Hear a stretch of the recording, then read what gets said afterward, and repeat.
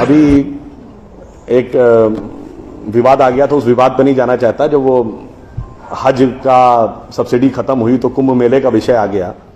कुंभ मेला हम सब जानते हैं। कुंभ मेले का एक एस्पेक्ट आप लोगों ने कभी ध्यान दिया है?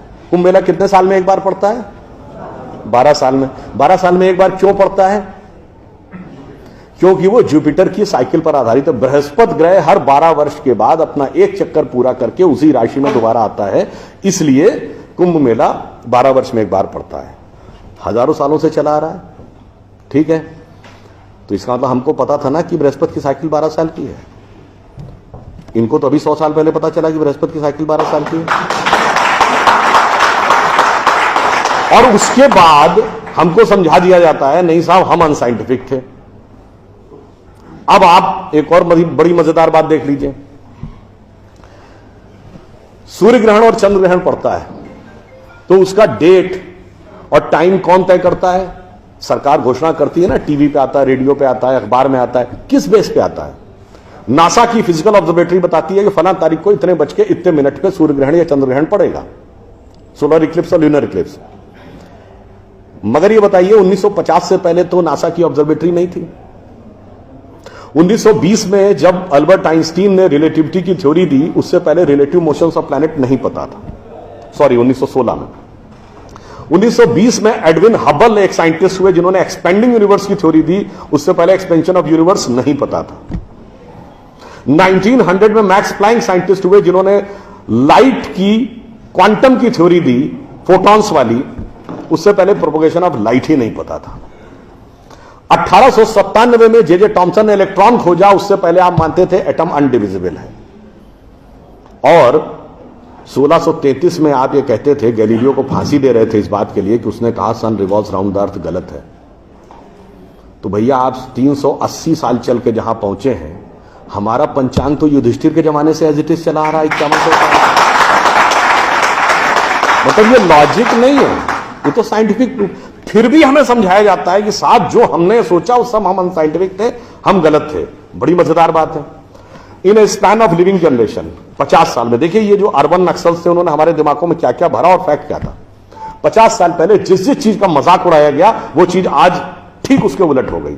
50 साल पहले कहते थे अरे यार ये अगर खेती करनी है तो mechanise farming, chemical fertiliser use करो। गाय के गोबर से कोई खेती होती है? आदमी चांद पे पहुंच गया, तुम गाय के गोबर पे पड़े हो। आज नहीं, ऑर्गेनिक फार्मिंग की तरफ। 50 साल पहले क्या कहते थे? अरे भाई ये जड़ी बूटियों फल पत्ती खाने से कोई इलाज होता है? नीम हकीम खतरा है जान। खाना है तो नई दवाएं खाओ, क्लोसिन, मेटासिन, टेरामाइसिन। आज आप क्या कहते हैं? नहीं, केमिकल नहीं, हर्बल मेडिसिन की तरफ जाओ। ठीक, आज से केवल 50 साल पहले आप ये कहते थे, जब हम कहते थे पेड़ों की रक्षा करो, जंगल की रक्षा करो, पहाड़ की रक्षा करो, कहते थे this is the reminiscence of a primitive tribal civilisation. आज 1992 के रियो डी जेनेरो से लेकर 2009 के कोपेनहेगन से लेकर 2016 के पेरिस तक आप कहते हैं नेचर फ्रेंडली डेवलपमेंट करो। भैया सब कुछ उलटता जा रहा है। जो हमने कहा, जिसका आपने मजाक उड़ाया, वो सब कुछ सही होता जा रहा। अब मैं एक और बात कहूंगा जिसका कि बहुत मजाक उड़ाया गया, शायद हम लोग कभी ध्यान नहीं देते। भारत में यह कहा जाता था कि ज्ञान प्राप्त करना है तो ध्यान लगाओ। संत महात्मा जाके गुफा में ध्यान लगाते थे, पीर फकीर जाके कहते थे इल्हाम हो जाएगा। लोग कहते थे क्या बेवकूफ है, हाउ इज इट पॉसिबल? ऐसा कहीं हो सकता है क्या कि जाके ध्यान लगाया और ज्ञान प्राप्त हो गया? If you want to attain knowledge you must outreach, understand the things, meet the people, visit the place, like what Darwin has done. अब 50 साल बाद मैं आपसे पूछता हूं, आपको न्यूयॉर्क टाइम्स अखबार पढ़ना है तो 2 रास्ते हैं।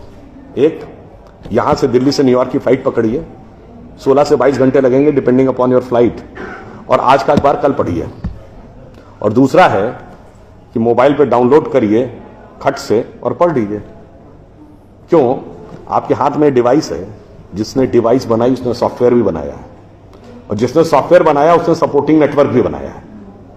उसी ढंग से हमारा शरीर एक डिवाइस है, तो इसके अंदर मन, बुद्धि, चित्त, अहंकार और कॉन्शियसनेस एक सॉफ्टवेयर है, और उसका कनेक्टिंग नेटवर्क भी है। बस नेटवर्क से कनेक्ट होना है और सब डाउनलोड है। और अंत में मैं एक उदाहरण दूंगा। सब कुछ कहा जाता था कि पैसे के कारण शोषण हुआ, इसलिए खड़े हो जाओ, लोगों के साथ भिड़ जाओ। हमारे यहां परंपरा में त्याग का महत्व था।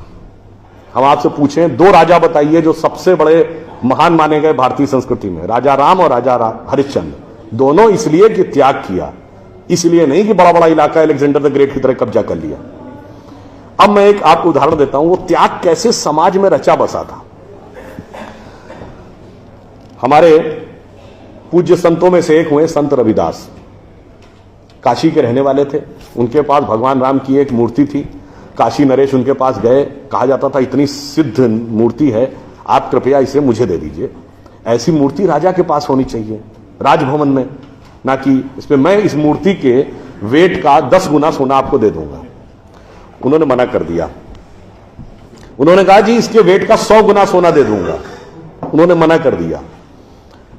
तो राजा को थोड़ा क्रोध आ गया। उसने कहा ऐसा है रैदास जी, आज जिस झोपड़ी में रह रहे हैं इसमें जितना सोना आ सकता हो नीचे से ऊपर तक उतना भर लीजिए, उतना मैं आपको देने को तैयार हूं। तो एक बार उनकी पत्नी का मन आया कि भाई ऐसा बढ़िया ऑफर नहीं मिलेगा, अब हमें इस पर विचार कर लेना चाहिए। रैदास ने क्या जवाब दिया? एक मोरो राम नाम धन, एक मोरी आशा, ऊ धन आई है ई चले गई हैं, ना चाहे भगत रैदासा। मना कर दिया। रैदास जी क्या थे? वो जूते बनाते थे, आज की परिभाषा के अनुसार दलित थे। अब आप आइए, संत कबीर जुलाहा थे, आज की परिभाषा के अनुसार ओबीसी। जब उनके बेटे ने भगवान के भजन के बजाय पैसा कमाना शुरू किया तो कबीर ने क्या कहा? उनके बेटे का नाम था कमाल। उन्होंने कहा बूढ़ा वंश कबीर का, उपजा पूत कमाल, और हरि का भजना छोड़ के घर ले आया माल। यानी उन्होंने उसको डिस्कार्ड किया। आप त्याग में रह के दिखाएंगे। अब आप आइए, मीराबाई राज परिवार की थी आज के हिसाब से, फॉरवर्ड। और उन्होंने क्या कहा? पायो जी मैंने राम रतन धन पायो, और जन्म जन्म की पूंजी पाई बाकी सबे लुटायो।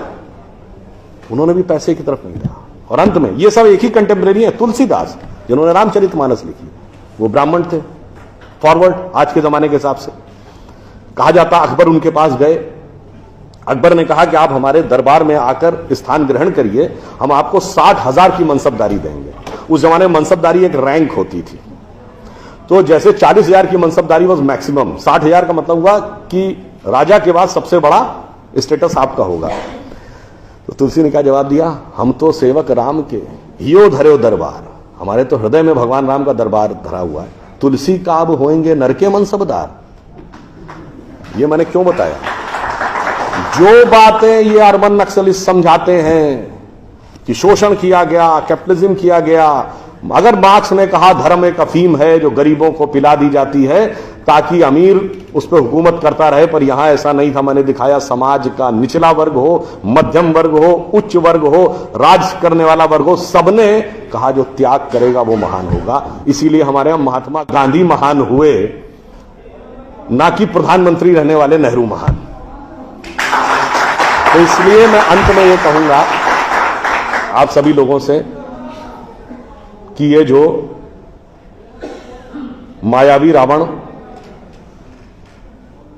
साधु का वेश बना के आता है, सूक्ष्म दृष्टि से इसको समझिए और आश्वस्त रहिए कि वो चाहे कितना भी मायावी हो, अंत में विजय हमारी ही होगी, क्योंकि हम आज दुनिया के यंगेस्ट नेशन है। जैसा अभी नलपत जी ने कहा ना कि भाई people like us we are in minority. हम देश दुनिया के सबसे युवा देश हैं, यह सत्य है, मगर यह अर्ध सत्य है। हम सबसे युवा देश और सबसे प्राचीन सभ्यता है। We are the youngest nation and the oldest civilisation. तो एक गौरवशाली हमारा भूतकाल है और एक शानदार भविष्य है जो हमारी प्रतीक्षा कर रहा है। बस बीच के इस माया के प्रपंचों को से हम बचे रहें तो कहीं कोई संदेह नहीं है। एक पंक्ति कहकर समाप्त करूंगा कि गौरवशाली था भूत, भविष्य भी महान है, अगर संभालें आप उसे जो वर्तमान है। धन्यवाद।